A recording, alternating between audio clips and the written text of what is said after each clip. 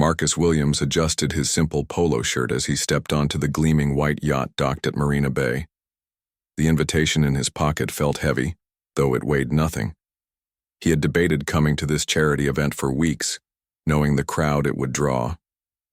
But the cause was close to his heart, and he couldn't let his discomfort stop him from supporting something important. The yacht belonged to Richard Hartwell, a wealthy businessman who hosted annual fundraisers for various charities. This year's cause was providing scholarships for underprivileged children to attend college. Marcus knew firsthand how life-changing such opportunities could be. He had grown up in the projects, raised by his grandmother after his parents died in a car accident when he was 8. Every dollar raised tonight could change a young person's future.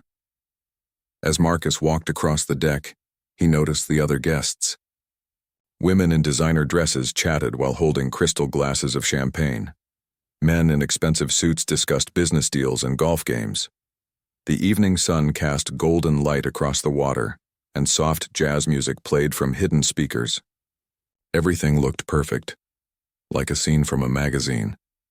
Marcus found a quiet spot near the railing and watched the sunset paint the sky in shades of orange and pink. He preferred observing to mingling at events like these. Small talk had never come easily to him, especially in crowds where he often felt like an outsider. He thought about the speech he might give later if asked, about the importance of education and giving back to the community. A waiter approached with a tray of appetizers. Marcus took one and thanked the young man, who looked to be about college age. The waiter smiled warmly and moved on to serve other guests. Marcus appreciated genuine kindness no matter how small the gesture. The yacht was impressive, probably worth more than most people would earn in a lifetime. Crystal chandeliers hung from the covered areas, and the deck furniture looked like it belonged in a luxury hotel. Fresh flowers decorated every table, and the smell of expensive perfumes mixed with the ocean breeze. Marcus wondered how many scholarship recipients could be funded with the cost of just this one party. He pulled out his phone to check a few work messages, keeping his voice low as he made a quick call to his assistant about a meeting scheduled for Monday. The conversation was brief and professional, discussing contract details and timeline adjustments. Marcus always stayed on top of his responsibilities, even during social events. A group of women nearby were talking about their recent vacations to Europe and the Caribbean. Their laughter was loud, and their jewelry caught the light as they gestured, dramatically while telling stories. One woman complained about the service at a 5-star resort, while another discussed her personal trainer and upcoming spa treatments. Marcus listened without judgment, but felt the familiar disconnect between their world and the one he had known growing up. The charity auction items were displayed on tables around the deck. There was a week in a Tuscany villa, a private dinner with a celebrity chef, and artwork from local galleries. The bidding would begin soon, and Marcus knew the amounts would be substantial. He planned to bid on a few items, particularly the educational fund that would directly sponsor students for 4 years of college. As more guests arrived, the yacht became crowded. Marcus moved to a different spot, still preferring the quieter areas where he could think and observe. He recognized a few faces from previous charity events and business functions, though he doubted many of them would remember him. He had learned long ago that being forgettable could sometimes be an advantage. The evening air was warm and comfortable, with just enough breeze to keep everyone cool. Marcus appreciated moments like this, when he could step away from his usual routine and support causes that mattered to him. Despite feeling out of place among the wealthy guests, he knew his presence and contribution would make a difference in young people's lives. He thought about his own scholarship recipient, a brilliant young woman named Sarah who was now in her 3rd year of medical school. She sent him updates about her progress, and her gratitude reminded him why these events were worthwhile. Education had been his path out of poverty, and he was committed to providing the same opportunities for others. The yacht's captain made an announcement about the evening's schedule, welcoming everyone and explaining the auction process. Marcus finished his drink and prepared for the next phase of the evening, unaware that his peaceful moment was about to be interrupted in a way that would change everything. Victoria Pemberton arrived fashionably late, as was her custom at social events. She stepped onto the yacht wearing a white designer dress that cost more than many people's monthly salary, her blonde hair perfectly styled and her diamond jewelry sparkling in the evening light. Victoria was used to being noticed wherever she went, and she expected others to move aside to accommodate her presence. She was the wife of Harold Pemberton, a prominent lawyer who handled cases for wealthy clients. Victoria had married into money and had spent the last 15 years perfecting the art of being a society wife. She knew which charities to support, which restaurants to frequent, and most importantly, which people were worth her time and attention. Her world was carefully curated and exclusive. As Victoria surveyed the yacht, she mentally catalogued the other guests, noting who was wearing what and who was talking to whom. Social events were like chess games to her, and she prided herself on knowing all the right moves. She had already decided which auction items she would bid on, not because she particularly wanted them, but because winning them would enhance her social standing. Her friend Margaret rushed over with air kisses and compliments about Victoria's dress. The two women had known each other since college and shared a love of gossip and social climbing. Margaret immediately began updating Victoria on the evening's developments, pointing out various guests and sharing tidbits of information about their personal and professional lives. Victoria accepted a glass of champagne from a passing waiter and began her usual circuit of the party. She greeted the host's wife with exaggerated enthusiasm, complimented another woman's recent charity work, and made small talk with several business executives. Every interaction was calculated to maintain and strengthen her position in their social circle. As she moved through the crowd, Victoria's attention was drawn to a black man standing alone near the railing. She had noticed him earlier but assumed he was part of the catering staff or perhaps a security guard. Now she observed that he was holding a drink and seemed to be enjoying the party as if he belonged there. This struck Victoria as inappropriate and concerning. In Victoria's mind, there were clear boundaries about who belonged at events like these. She had grown up in an exclusively white, wealthy community, where diversity meant having friends who summered in different locations. Her exposure to people of different races had been limited to service providers, and she had never questioned the assumptions this had created in her thinking. The more Victoria watched Marcus, the more agitated she became. She noticed that he was well-dressed, but his clothes didn't carry the designer labels she associated with their social circle. To her, this confirmed that he didn't belong among the invited guests. She began to imagine scenarios about how he had gained access to the yacht, each one reinforcing her belief that his presence was inappropriate.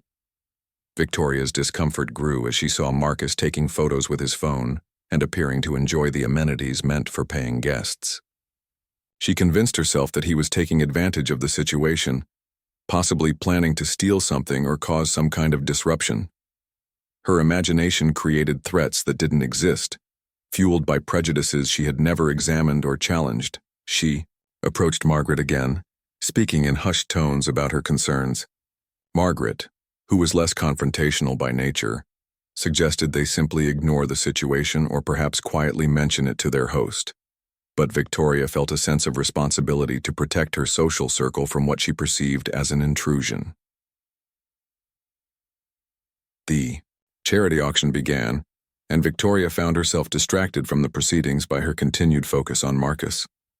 She watched as he examined the auction items and even participated in the bidding for educational scholarships.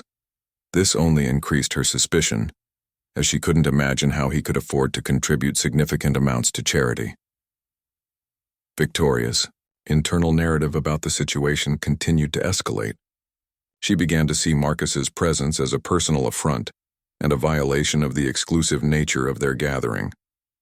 Her sense of entitlement and ownership over social spaces had been challenged, and she felt compelled to take action to restore what she saw as proper order. As the evening progressed, Victoria's resolve strengthened. She decided that someone needed to address the situation directly, and if no one else would step forward, she would handle it herself. She finished her champagne and began moving purposefully across the deck toward Marcus, convinced that she was protecting her community from an unwelcome intruder. The setting sun cast long shadows across the yacht as Victoria prepared to confront someone whose presence she found unacceptable. She had no idea that her assumptions about Marcus were not only wrong, but that her actions were about to expose her prejudices in front of everyone present. The beautiful evening was about to take a very ugly turn. Victoria approached Marcus with determined steps, her high heels clicking against the yacht's polished deck. Several other guests had begun to notice her purposeful movement, and conversations grew quieter as people sensed drama approaching. Victoria felt justified in her mission, believing she was about to correct an obvious mistake that others had been too polite to address. Marcus was examining a silent auction item when he noticed a well-dressed blonde woman walking directly toward him with an expression of barely contained anger. He had encountered this look before at various social functions, and his stomach tightened with familiar dread. Experience had taught him that moments like these rarely ended well, regardless of his response. "Excuse me," Victoria said loudly, enough for nearby guests to hear, her voice carrying a tone of authority mixed with indignation. "I think there's been some kind of mistake here." She looked Marcus up and down dismissively, her eyes lingering on his simple clothing with obvious disapproval. Several guests had stopped their conversations entirely and were now openly watching the confrontation unfold. Marcus turned to face Victoria with calm composure, though his jaw tensed slightly. "I'm sorry. Is there a problem?" he asked quietly, hoping to keep the situation from escalating. He had learned that responding with anger or defensiveness only made these encounters worse, even though every fiber of his being wanted to defend himself against the obvious prejudice in her tone. "The problem," Victoria said, raising her voice, "even more, is that this is a private event for invited guests only. I don't know how you got past security, but this yacht is reserved for charity donors and their friends." She crossed her arms and waited for his response, confident that she had cornered him in an obvious lie about his right to be there. The circle of onlookers grew larger as more guests abandoned their conversations to witness the drama. Some looked uncomfortable with Victoria's aggressive approach, while others seemed curious about how the situation would resolve. Marcus could feel dozens of eyes on him, and the familiar weight of being judged based on assumptions about who he was and what he deserved. "I received an invitation," Marcus replied evenly, though his hands clenched into fists at his sides. "I'm here to support the scholarship fund, just like everyone else." He reached toward his pocket to retrieve the invitation, but Victoria interrupted him before he could produce it. "Oh, please," Victoria scoffed, her voice dripping with sarcasm. "What scholarship fund? Do you even know what this event is for?" She had convinced herself that Marcus was lying, and felt emboldened by the attention she was receiving from other guests. In her mind, she was performing a public service by exposing someone who didn't belong. Margaret appeared at Victoria's side, looking increasingly uncomfortable with her friend's behavior. "Victoria, maybe we should just let Richard handle this," she whispered urgently, referring to their host. But Victoria was too invested in the confrontation to back down now, especially with so many people watching.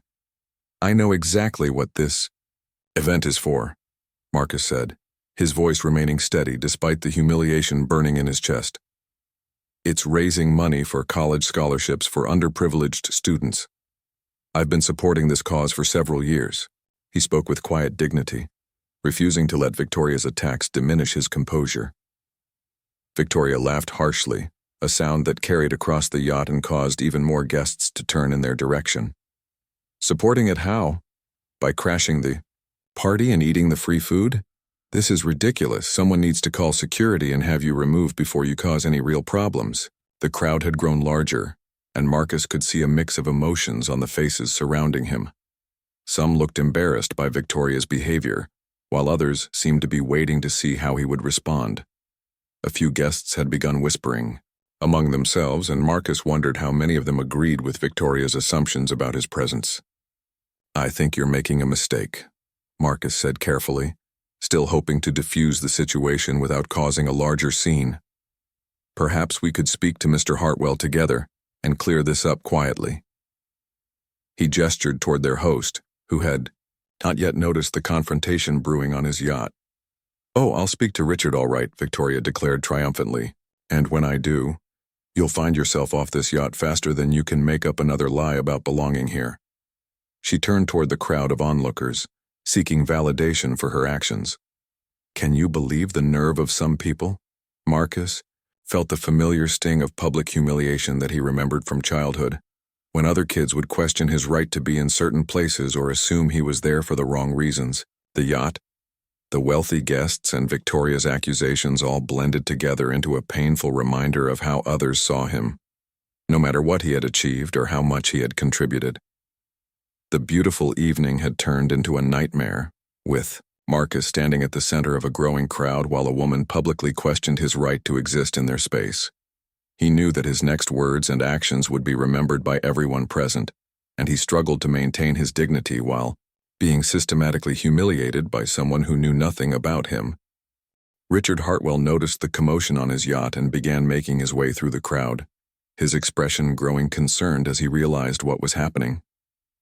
As the host, he felt responsible for ensuring all his guests were comfortable, and the raised voices were clearly disturbing the elegant atmosphere he had worked to create for the charity event.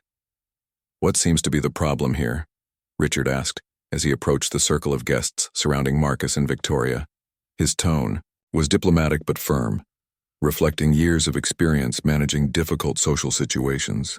He looked between the two central figures, trying to understand the source of the conflict.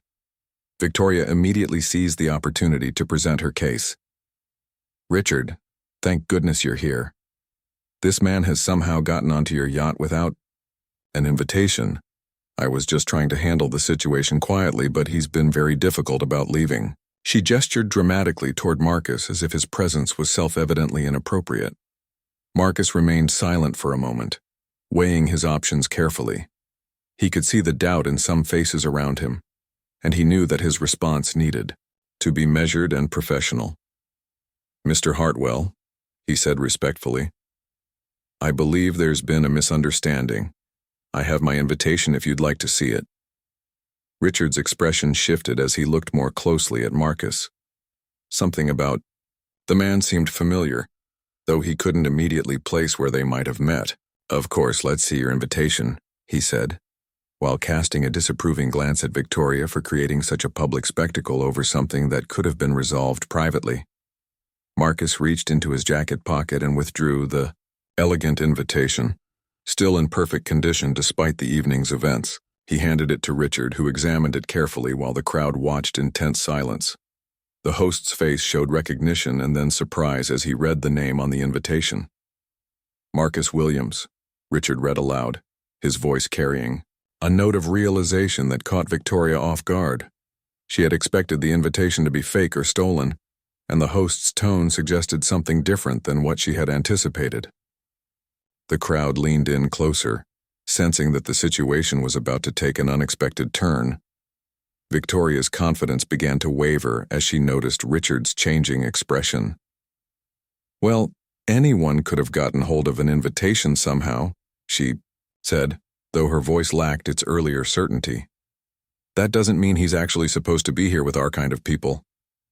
"Our kind of people?" Richard repeated, his tone growing cooler as he processed Victoria's words. He looked around at the crowd of guests, many of whom seemed uncomfortable with the direction the conversation was taking. The host's expression showed growing displeasure with Victoria's behavior and implications. Marcus watched Richard's face carefully, hoping the host would remember their previous interactions. They had met several times at various charity functions over the years, though always briefly and in crowds like this one. Marcus had deliberately kept a low profile at such events, preferring to let his contributions speak for themselves rather than seeking recognition. "Mrs. Pemberton," Richard said formally, using Victoria's married name in a tone that suggested their social relationship had just shifted significantly. "I think you owe Mr. Williams an apology. Not only is he invited to this event, but he's been one of our most generous supporters for several years." The crowd's energy changed palpably as guests realized they had witnessed something more complex than a simple case of party crashing. Whispers began circulating as people processed the new information and reconsidered what they had just observed. Victoria's face flushed red as she realized her mistake, though she wasn't yet ready to fully acknowledge it. "I don't understand," Victoria said, her voice smaller now but still defiant. If he's such an important donor, why haven't I seen him at these events before? Why doesn't anyone know who he is? She looked around at the other guests, seeking support for her confusion and trying to justify her earlier behavior. Richard's expression grew even more serious as he prepared to reveal information that would completely transform everyone's understanding of the situation. Perhaps, he said carefully, it's because Mr. Williams prefers to keep his charitable work private. Not everyone needs public recognition for their generosity. Marcus remained quietly dignified throughout the exchange, though he could feel the crowd's attention shifting from judgment to curiosity. He had hoped to continue enjoying his anonymity at such events, but Victoria's confrontation had forced him into an unwanted spotlight. Now he would have to deal with the consequences of having his privacy invaded so publicly. The beautiful yacht setting seemed almost surreal as the social drama continued to unfold. The sunset had given way to early evening, and the elegant party lighting cast an almost theatrical glow over the scene. What had begun as a charity fundraiser had become something entirely different, with reputations and relationships hanging in the balance as the truth began to emerge. Richard took a deep breath and looked directly at Victoria, then at the crowd of guests who had gathered to witness the confrontation. He realized that the situation required complete transparency to address the damage that had been done, not just to Marcus but to the entire spirit of the charitable event. "Ladies and gentlemen," Richard announced, his voice carrying across the yacht deck, "I think it's important that everyone understands who Mr. Williams actually is." He turned respectfully toward Marcus, seeking permission to continue. "If you don't mind, Marcus, I think our guests should know about your contributions to our cause." Marcus nodded reluctantly, understanding that his privacy was already compromised and that Richard was trying to salvage the evening for everyone involved. He had always preferred anonymity, but the circumstances now required a different approach. The crowd waited in expectant silence as their host prepared to reveal the truth. "Marcus Williams," Richard continued, "is not just a donor to our scholarship fund. He is the founder and primary beneficiary of the Williams Educational Foundation, which has provided full college scholarships to over 200 students from underprivileged backgrounds over the past decade." The information hit the crowd like a wave, causing audible gasps and shocked whispers. Victoria's face went completely pale as the magnitude of her mistake became clear.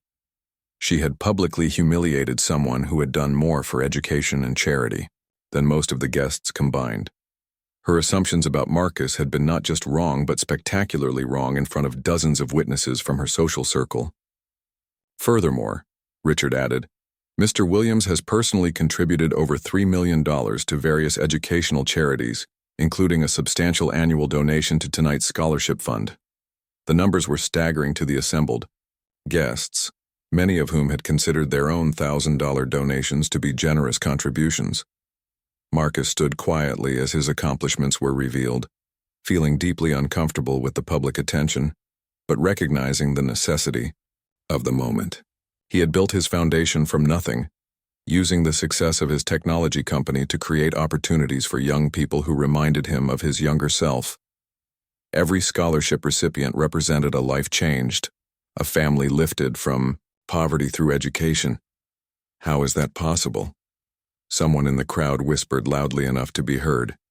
"He doesn't look like—" The sentence trailed off as the speaker realized the implications of what they had been about to say. The uncomfortable truth about assumptions and prejudice was becoming apparent to everyone present. Margaret, Victoria's friend, slowly backed away from her companion as she realized the social catastrophe that was unfolding. Victoria had not just insulted a fellow guest. She had publicly attacked one of the most important philanthropists in their community, based on nothing more than the color of his skin and her own prejudiced assumptions. "I started my foundation," Marcus said quietly, speaking for the first time since Richard's revelations began, "because I remember what it felt like to be counted out before anyone knew my story. Every student we help represents potential that might have been wasted because of circumstances beyond their control." The power of his words struck the crowd with uncomfortable force. Many of the guests realized they were confronting their own biases and assumptions in a very public way. Victoria's attack on Marcus had exposed not just her own prejudices, but the subtle prejudices that existed throughout their supposedly enlightened social circle. Victoria finally found her voice, though. It came out as barely more than a whisper. I didn't know, she stammered, looking around at the faces surrounding her. Some showed sympathy for her obvious distress, while others displayed clear disapproval of her behavior and the assumptions that had driven it. That's exactly the problem, Marcus replied with quiet dignity. You didn't know, but you were absolutely certain anyway. You made assumptions about who I am and what I deserve based on how I look, without bothering to learn anything about me as a person. The yacht fell into uncomfortable silence as everyone processed the events of the evening. The elegant charity fundraiser had become an unintentional lesson about prejudice, assumptions, and the danger of judging people based on appearance rather than character. The beautiful setting and sophisticated guests seemed somehow diminished by the ugliness that had been revealed. Richard cleared his throat, trying to restore some dignity to the evening. I think we should all take this as an opportunity to examine our own assumptions and commit to being more welcoming to everyone in our community, he said diplomatically. Now, perhaps we can return to the important work of supporting education for young people who need our help. The crowd began to slowly disperse, with some guests approaching Marcus to apologize for what had happened, while others avoided eye contact entirely. Victoria remained frozen in place, finally understanding the full scope of her mistake and its implications for her reputation and relationships within their social community. As the evening wound down, the atmosphere on the yacht had changed completely from the elegant celebration it had begun as. Some guests approached Marcus with genuine apologies and expressions of admiration for his charitable work, while others seemed to avoid him entirely, perhaps ashamed of their own initial reactions to the confrontation. Marcus accepted the apologies graciously, though he could see in people's eyes that many were struggling with the realization that they had witnessed something that revealed uncomfortable truths about their own assumptions. He had experienced similar situations before, but rarely so publicly or with such dramatic consequences for the person who had confronted him. Victoria stood near the yacht's railing, visibly shaken by the complete collapse of her social standing. In the span of a single evening, Margaret had abandoned her entirely along with most of her other social circle friends. The whispered conversations around her were clearly about her behavior, and she could feel the weight of dozens of people reassessing their relationships with her. Richard approached Marcus privately as the formal program concluded. I'm deeply sorry about what happened tonight, he said sincerely. Victoria's behavior was completely unacceptable, and I want you to know that she doesn't represent the values of our community or this organization. I appreciate that, Marcus replied, though his expression remained somewhat distant. Unfortunately, her behavior represents something that exists in many communities, even ones that consider themselves progressive and welcoming. Tonight just made it visible in a way that's usually hidden. The host nodded thoughtfully, recognizing the larger implications of what had occurred. How do we do better? He asked. How do we create spaces where everyone truly feels welcome, not just tolerated? It was a question that went beyond party planning to the heart of building inclusive communities. Marcus considered his response carefully. Start by examining your own assumptions, he said. Notice when you're surprised by someone's accomplishments or contributions because they don't fit your expectations. Ask yourself why those expectations exist and whether they're based on real information or unconscious bias. Several other guests had lingered to hear this conversation, drawn by the opportunity to learn from someone who had experienced discrimination firsthand. Marcus found himself reluctantly taking on the role of educator, helping people understand perspectives they had never considered before. I don't expect perfection, Marcus continued, but I do expect people to be willing to grow and change when they realize they've made harmful assumptions. What happened tonight could be a learning opportunity if people are genuinely committed to doing better. Victoria finally gathered the courage to approach Marcus directly, her earlier confidence completely gone. Mr. Williams, she said quietly, I owe you a profound apology. There's no excuse for how I treated you tonight. I was wrong, and I'm deeply sorry for the pain I caused you. Marcus studied her face for a moment, looking for signs of genuine remorse versus social damage control. "I accept your apology," he said finally. "But understanding why you acted that way is more important than the apology itself. What assumptions did you make about me? And why did you feel entitled to act on those assumptions?" The question forced Victoria to confront the prejudices she had rarely examined consciously. "I assumed you didn't belong here because—" She struggled with the words. "Because you don't look like the people I'm used to seeing at these events. I realize now how wrong and hurtful that was." "And what does that tell you about the circles you move in?" Marcus asked gently but firmly. "If you're not used to seeing black people at charity events and social gatherings, what does that say about how inclusive those spaces really are?"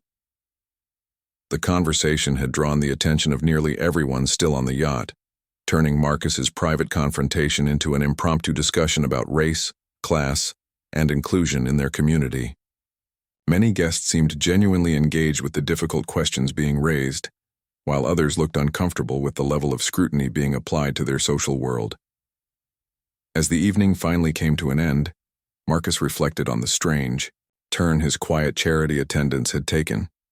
He had come to support education for underprivileged students, and had instead become the center of a dramatic lesson about prejudice and assumptions. The irony wasn't lost on him that his attempt to remain in the background had resulted in the most public attention he had ever received at such an event. The yacht began to empty as guests departed, many carrying with them uncomfortable new awareness about their own biases and the exclusionary nature of their social circles.